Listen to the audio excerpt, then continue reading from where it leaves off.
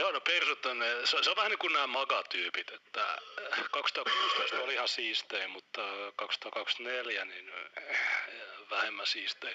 Ja tää on hyvä tää Suomen uutiset, mä avasin just tän, niin tässä on se iskulause, josta itse asiassa Kaisa Karjalev edes osaa kirjoittaa sanaa meri, eli SEA, vaan se kirjoitti SEE. Mutta niin, Kaisa Karjalev on, että hei kattokaa tätä. Tämä pitää kieltää. Tämä on just hyvä, että nostetaan se juttu, joka pitää kieltää. Katsokaa, että tämä pitää kieltää. Että joelta merelle siis, niin tämä pitäisi kieltää jotenkin. No hei, Kaisa Karjalev, kiellä mitä haluat joelta merelle. Mä sanon sen, vaikka sä kieltäisit sen joelta merelle. Haista vittuun.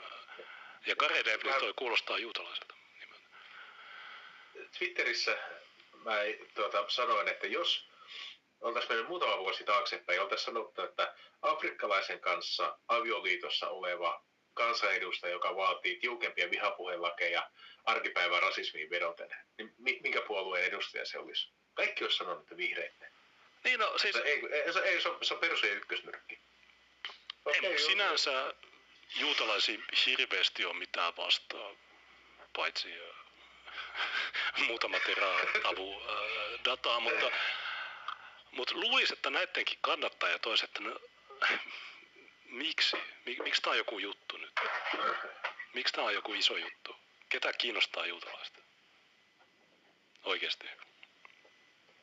Mutta ilmeisesti persujen kannattajat, niin ne on täysin tämän mukana. Joo. Mä katsoin tuossa... Ja tämä on persuille niinku kunnia juttu kanssa, että nimenomaan heidän hallinto on saanut holokaustin vähättelyn kriminalisoitua ja sun muut. Ne ottaa niinku sulan hattuun siitä, että vihdoin. Ja sitten siellä se kenttä kommentoi, että no niin, vähän kuin muslimeita vituttaa. Joo, ihan varmasti. Ensimmäiset 1000 tuomittua on varmasti kaikki muslimeita. ei suinkaan kansalaisia. Mä haluan olla eka